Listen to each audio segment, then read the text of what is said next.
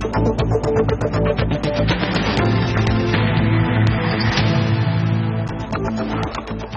And welcome property Guru show में आपका बहुत बहुत स्वागत है। आपके साथ मैं हूं विपिन भट्ट और हमेशा की तरह आज भी हम प्रॉपर्टी गुरु में रियल एस्टेट से जुड़ी ढेर सारी बातें करने जा रहे हैं। लेंगे आपके सवाल और उसके जरिए कोशिश करेंगे आपको ये बताने की आपका इन्वेस्टमेंट कितना सही है या आगे आपको इन्वेस्टमेंट पर फैसला लेना चाहते हैं तो उसमें भी हम आपकी मदद करेंगे। और तमाम सवालों के जवाब देने के लिए आज हमारे साथ मौजूद हैं JLL के national firm director Mohammad Aslam साहब। सर बहुत स्वागत है आपका प्रॉपर्टी गुरु में।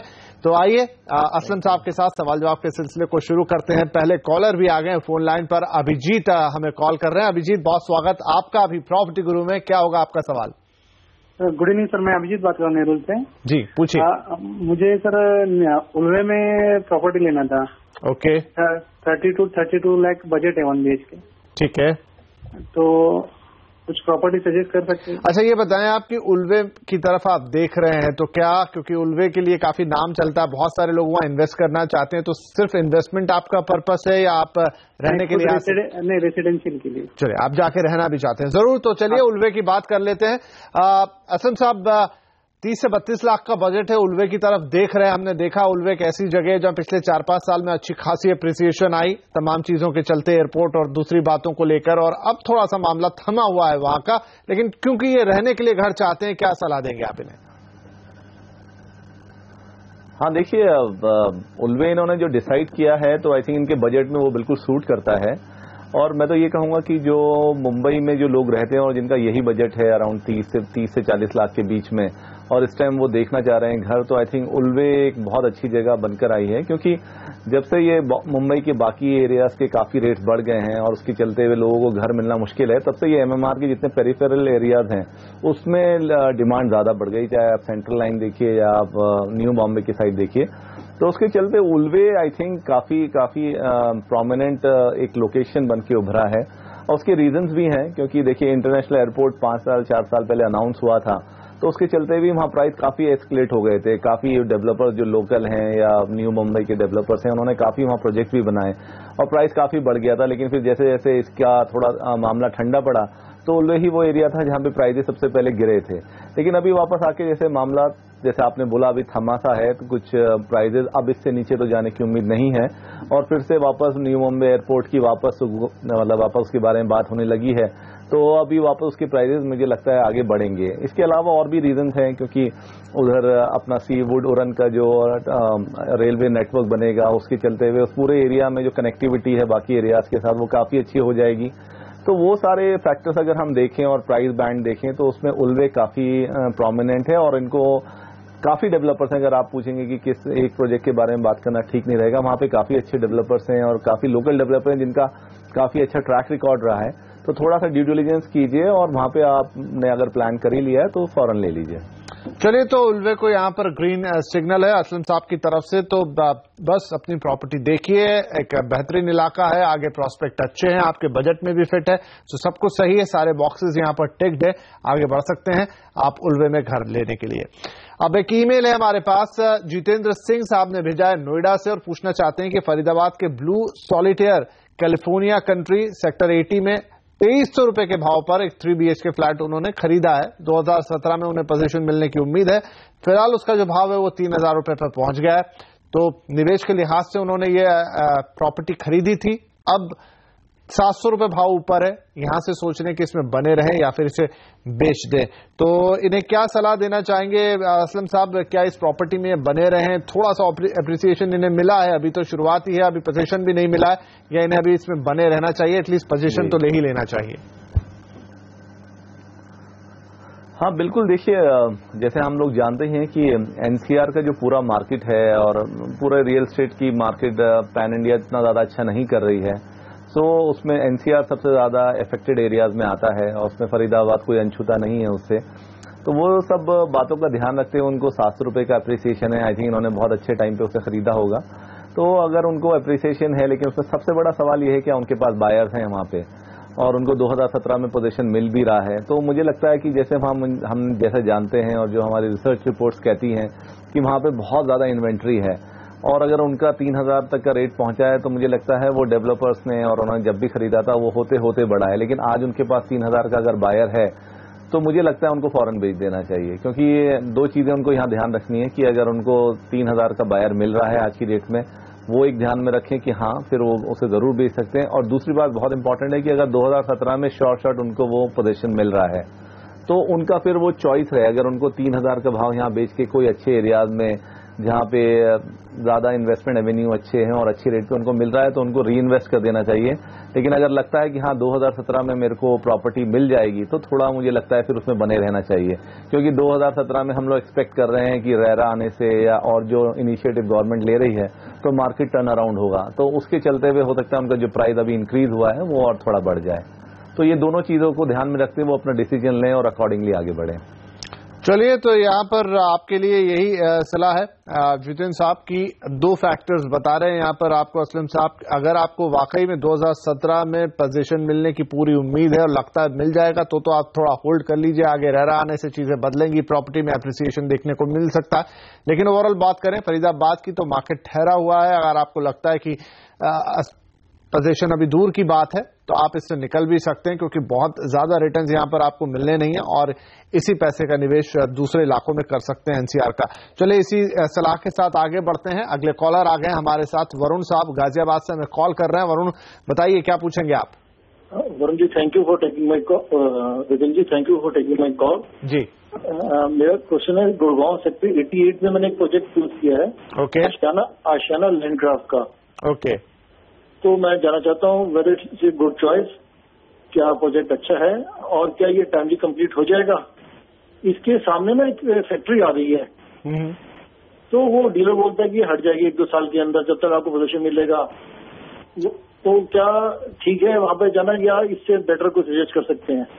जरूर साहब। तो ये आपका सेक्टर 88 है गुड़गांव के द्वारका एक्सप्रेस वे पर और फैक्ट्री भी है सामने। पहली बात, प्रोजेक्ट कैसा है और फैक्ट्री क्या आश्वासन तो दे रहा है आपका ब्रोकर, लेकिन हटेगी कि नहीं? अच्छा, किस चीज की फैक्ट्री है ये? राइस मिल है जी, राइस मिल है वहां पर। जरूर। तो चलिए असलम साहब से पूछते हैं। असलम साहब, क्या करना चाहिए इन्हें? जो प्रोजेक्ट है इन्हें पसंद तो आया है, लेकिन उसके सामने एक राइस मिल है और प्रॉपर्टी के बारे में भी जानना चाहते हैं कि क्या आशियाना वालों का प्रोजेक्ट अच्छा है, सही भाव पे है कि नहीं है, तो क्या सलाह देंगे इन्हें? देखिए, इनका जो प्रॉपर्टी लोकेशन है वो तो गुड़गांव का बेस्ट लोकेशन है, बिकॉज सेक्टर 88 काफी अच्छा लोकेशन माना जाता है और उसी एरिया में काफी जो अप्रिसिएशन या पॉजिटिवनेस है इन टर्म्स ऑफ रिटर्न्स की फ्यूचर में, या उसके भाव बढ़ेंगे या बाकी जो एमिनिटीज हैं, इंफ्रास्ट्रक्चर है, उस हिसाब से सेक्टर 88 काफी अच्छा माना जाता है। जहां तक डेवलपर का बात है, आशियाना बहुत अच्छे डेवलपर्स हैं, कुछ 2 डिकेड से वो उनका एक्सपीरियंस है इस गुड़गांव एरिया में और अच्छे प्रोजेक्ट डिलीवर भी किए हैं। सो मुझे लगता है उसमें तो कोई इशू नहीं है। हाँ, ये जरूर इशू है कि आपके सामने राइस मिल जो आ रहा है वहां मुझे इशू दिखता है आपके लिए, क्योंकि देखिए वो पूरा एरिया रेसिडेंशियल है, तो हो सकता है कि उस एरिया में वो राइस मिल को कल या परसों हटे, लेकिन कब उसमें आई थिंक जिनके राइस मिल है उन्होंने भी जरूर उसके कुछ प्रोविजंस लिए होंगे या कुछ उनके पास भी आइडियाज होंगे कि हाँ वो वहां से ना हटे। अगर वो वहां से नहीं हटते हैं तो आपके लिए एक प्रॉब्लम है। और आप एक्चुअली ब्रोकर की बात करें तो ब्रोकर की बात से ज्यादा मुझे लगता है आया तो आप अपना खुद ड्यू डिलिजेंस कीजिए, आप डेवलपर से बात कीजिए, उनसे लीजिए। अगर वो बोलते हैं कि हाँ अश्योर्ड है, वो हटने ही वाला है, तो फिर भी मैं कहूंगा आप राइटिंग में लीजिए इन टर्म्स आपको सेफ गार्ड रखने के लिए अपने आप को, क्योंकि अगर वो नहीं हटी आगे तो फिर आपको राइस मिल के साथ ही रहना पड़ेगा। और अगर मान लीजिए इन सब के चलते हुए भी आपको नहीं उसका सेटिस्फैक्शन आंसर नहीं मिल पा रहा है, तो मुझे लगता है आपको सेक्टर 88 में रहते हुए भी काफी और भी ऑप्शंस हैं वहां पे जो काफी अच्छे हैं, और जो सेक्टर 88 की सारी वहां पे आपको प्रिविलेजेस हैं वो उन प्रोजेक्ट्स में भी मिल जाएगी। तो मेरे ख्याल से पहले आपको ये पसंद आया है, आप डेफिनेटली ट्राई कीजिए, क्योंकि डेवलपर अच्छा है, प्रोजेक्ट अच्छा है, लोकेशन अच्छा है। लेकिन अगर आपको राइस मिल का इशू है तो डेफिनेटली आपको दूसरे कोई ऑप्शन देख लेने चाहिए। चलिए, यहाँ पर तो वरुण यही सलाह आपके लिए, प्रोजेक्ट अच्छा है, बाकी सारी चीजें भी अच्छी हैं, असलम साहब कह रहे हैं आपको। लेकिन जो राइस मिल है वाकई थोड़ा इशू वाली बात है, तो आप इसके लिए ब्रोकर पे भरोसा ना करें, आप जाकर सीधे डेवलपर से बात करें। और मैं तो कहूंगा कि आप थोड़ा और भी आसपास छानबीन कर ले, लोगों से बातचीत कर ले कि राइस मिल की एग्जैक्ट सिचुएशन क्या है, क्या ये वाकई यहां से हटने वाली है। अगर ऐसा होगा तो शायद आपको जानकारी मिल ही जाएगी। चलिए, इसी सलाह के साथ हम लेते एक छोटा सा ब्रेक के बाद भी सवाल जवाब का सिलसिला जारी रहेगा। वेलकम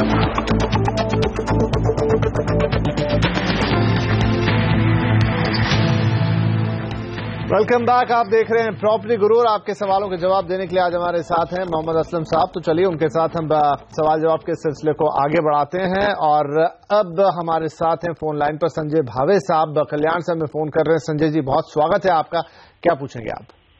थैंक यू सर मेरा कॉल लेने के लिए। मुझे एटलीस्ट अमाउंट 40 लाख तक प्रॉपर्टी सर्च कर रहा हूँ मैं। ओके। बट मैं कंफ्यूज हूँ लोकेशन में कि मैं न्यू मुंबई साइड में देखूँ या पुणे के आउटस्कर्ट्स में कहीं पे देखूँ। ओके। किस जगह पे मुझे अच्छा रिटर्न्स मिल सकता है, तो उसी के लिए आपका ओपिनियन लेना चाहता हूँ। अच्छा, आप ये रिहायशी पर्पज से देख रहे हैं, खुद रहना चाहेंगे या फिर आपको सिर्फ इन्वेस्टमेंट करनी है अभी? नहीं, सिर्फ इन्वेस्टमेंट के लिए, क्योंकि रहता तो मैं कल्याण में हूँ। ओके। चलिए, तो आपको प्योरली इन्वेस्टमेंट करनी है। आप थोड़ी सी कंफ्यूजन है कि न्यू बॉम्बे लें या फिर थोड़ा पुणे की तरफ निकल जाएं, उसके आउटस्कर्ट्स में ले लें जो टुवर्ड्स बॉम्बे है। यस यस जी जरूर। असलम साहब, क्या सलाह इन्हें आप देना चाहेंगे? नवी मुंबई इनके लिए बेहतर रहेगा क्योंकि खुद कल्याण में रहते हैं, या फिर पुणे का जो इलाका है जो बॉम्बे की तरफ है वहां पर इन्हें बेहतर रिटर्न मिलेगी क्योंकि जो पूरा उद्देश्य है वो निवेश का है? सॉरी, देखिए दोनों ही जो ऑप्शन इन्होंने चूज किए हैं वो अच्छे हैं। दोनों ही एक्चुअली जिनके जो बजट को वो सूट करते हैं, तो इनको डिसीजन अब यही लेना है कि कहाँ लें। मेरा ये पर्सनल व्यू है कि अगर आप कहीं प्रॉपर्टीज लेते हैं तो वो एक ऐसी जगह होनी चाहिए कि जहां आप उसे मॉनिटर कर सकें, स्पेशली अगर आप इन्वेस्टमेंट के लिए ले रहे हैं। तो आई थिंक अगर ये कल्याण रहते हैं तो अगर उस फैक्टर को कंसिडर किया जाए तो मुझे लगता है न्यू बॉम्बे इनके लिए बेहतर ऑप्शन रहेगा। अभी हमने प्रोग्राम के स्टार्ट में उल्वे के लिए बात किया है, तो उल्वे में इनको काफी अच्छा ऑप्शन मिल जाएगा। उल्वे में मैं इनको ज्यादा इसलिए सलाह दे रहा हूं क्योंकि उल्वे इस टाइम अभी अपना जो न्यू मुंबई का एयरपोर्ट है उसके लिए आई थिंक एकदम फाइनल हो ही गया कि अब वो बनना शुरू हो रहा है और उल्वे उसके सबसे ज्यादा नजदीक रहेगा। इसके साथ साथ हमने बात किया कि सीवुड ओरन के बीच में जो ये रेलवे नेटवर्क जो स्टार्ट होगा उससे भी उसे काफी फायदा होगा। इसके अलावा सिट को काफी डेवलपमेंट और इंफ्रास्ट्रक्चर पे काफी इंटरेस्ट ले रही है पूरे एरिया को बनाने के लिए। तो ओवरऑल जो फ्यूचर है वो उल्वे का काफी अच्छा है और इनके बजट को सूट करता है। तो एप्रिसिएशन मुझे लगता है यहाँ पे काफी अच्छा हो जाएगा इनको, अगर वो उसको 5 साल के होराइजन में रखते हैं इन्वेस्टमेंट को। जहां तक पूना की बात है, पूना एक बहुत ही स्टडी मार्केट है। हमेशा से उन्होंने अपने इन्वेस्टर्स को, अपने बायर्स को अच्छे रिटर्न्स दिए हैं। कभी उसमें ऐसा नहीं हुआ कि प्राइसेस बहुत ज्यादा बढ़े या बहुत ज्यादा कम है, बहुत स्टेबल है। तो रिस्क फैक्टर वहां पे पूना में न्यू बॉम्बे या बॉम्बे या किसी भी शहर से थोड़ा कम है। तो पूना में आपको अगर लेना है वहां भी आपको पेरिफेरीज में ही मिलेगा, तो आपको या तो हिंजेवाड़ी में या आपको पुनावले में या रावेत में, इन सब वेस्टर्न पार्ट ऑफ पूना की मैं बात कर रहा हूं जो आपको कल्याण से पास पड़ेगा, तो उन सब एरिया में लेना ज्यादा आपके लिए ठीक रहेगा।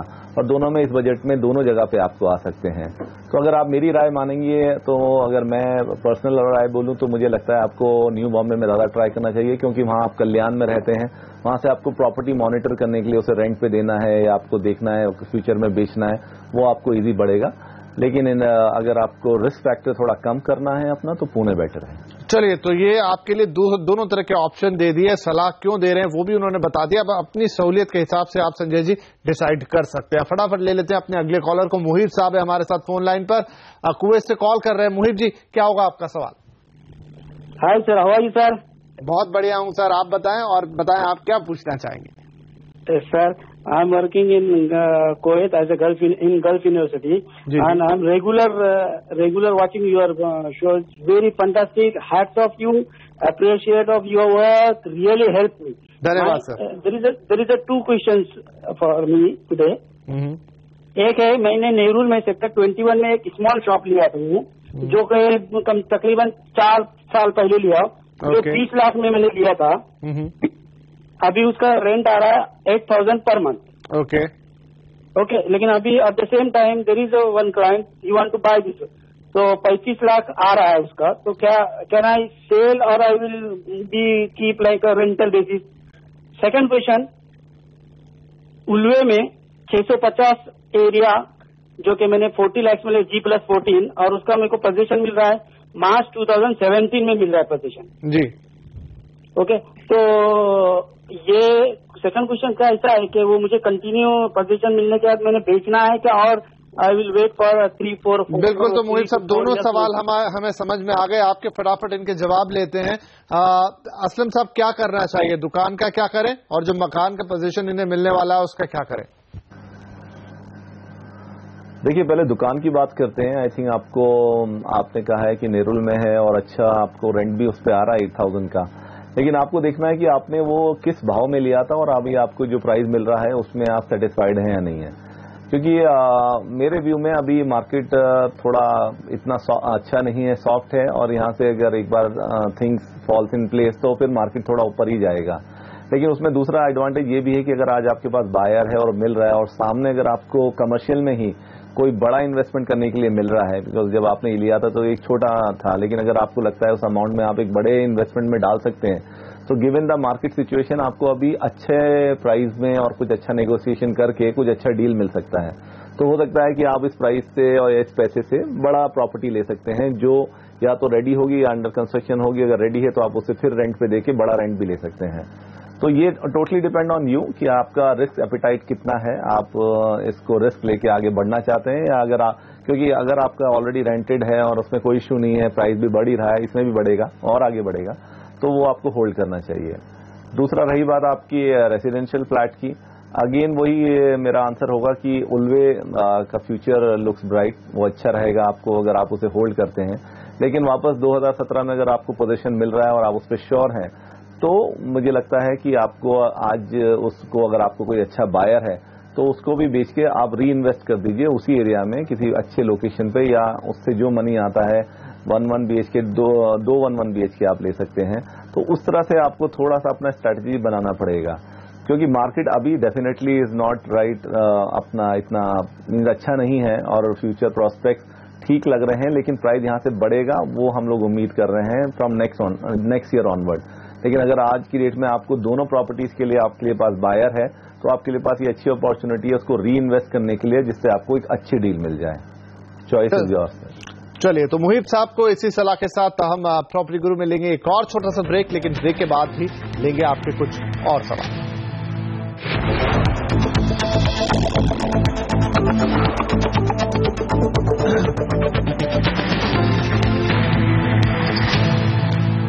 Welcome back. आप देख रहे हैं प्रॉपर्टी गुरु। हम दे रहे हैं आपके प्रॉपर्टी से जुड़े सवालों के जवाब। असम साहब हमारे साथ बने हुए हैं और अब बारी कुछ ईमेल्स लेने की, कितने ले पाएंगे देखना होगा। लेकिन पहला ईमेल मेरे पास है आदित्य सिंह साहब का, भिवाड़ी से। ये हमें लिख रहे हैं, पूछना चाहते हैं कि जयपुर अजमेर हाईवे पर वाटिका ग्रुप के प्रोजेक्ट में 10 साल पहले 36 लाख रुपए में 3 BHK अपार्टमेंट खरीदा था, अब तक कोई अप्रिसिएशन नहीं है, तो अब क्या करें? इस प्रॉपर्टी को रखें, बेचें?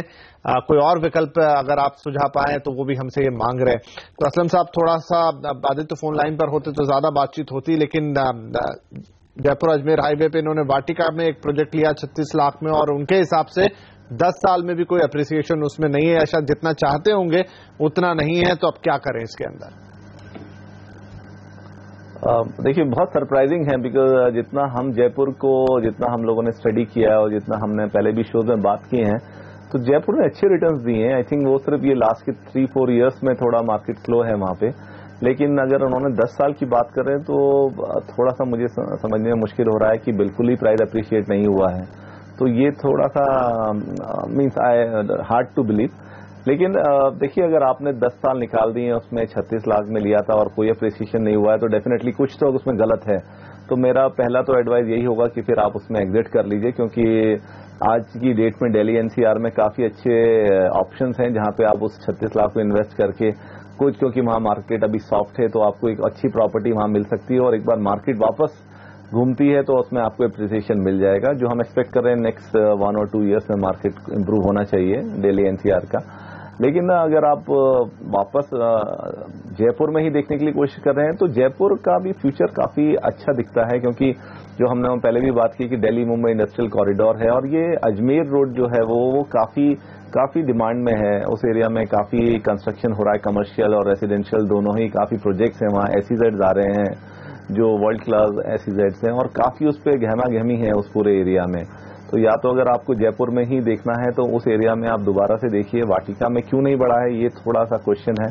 लेकिन आपको अगर चाहिए जयपुर में ही रखना है, तो I think Tonk road area वगैरह है वहां पे, जहां पे अच्छा एप्रिसिएशन हुआ है, लोगों ने पैसा कमाया है उस एरिया में। तो मुझे लगता है कि थोड़ा सा, क्योंकि आप लाइन पे नहीं है और आपका ईमेल ही है, तो थोड़ा सा आंसर देना इसमें मुश्किल है।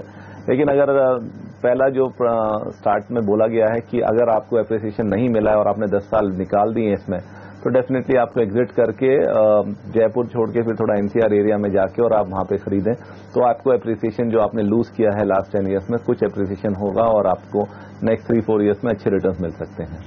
राइट। तो आदित्य साहब, आपसे यही गुजारिश होगी कि फिलहाल तो हम इतना ही बता सकते हैं आपको आपकी ईमेल के जरिए कि आप 10 साल में भी अगर एप्रिसिएशन नहीं है तो फिर प्रॉपर्टी से निकल जाना बेहतर है। कुछ कारण हो सकते हैं पर्टिकुलर प्रॉपर्टी के जहां आपको एप्रिसिएशन नहीं मिला, लेकिन आपसे निवेदन होगा, गुजारिश होगी कि अगली बार आप खुद लाइन पर रहें तो हम आपसे थोड़ा बेहतर समझ पाएंगे आपकी इस समस्या को।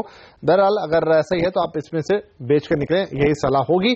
और इसी के साथ प्रॉपर्टी गुरु में आज के लिए वक्त भी हमारा हो रहा है खत्म। तो जाने से पहले हम असलम साहब का शुक्रिया अदा करना चाहेंगे कि आप आए और आपने हमारे दर्शकों के सवालों के जवाब दिए। और दर्शकों के लिए हमेशा की तरह यही निवेदन कि आप अपने सवाल में pg@moneycontrol.com पर भेजें, थोड़ा डिटेल उसमें डाल दें, नाम पता और फोन नंबर भी दे दें ताकि हम आपसे कुछ और बातें पूछ सकें और बेहतर जवाब दे पाए। तो चलिए इस हफ्ते के लिए इतना ही, लेकिन अगले हफ्ते आपसे फिर मुलाकात होगी, कुछ और सवाल लेंगे, कुछ और जवाब और रियल एस्टेट पे थोड़ी और बातें। लेकिन तब तक के लिए नमस्कार।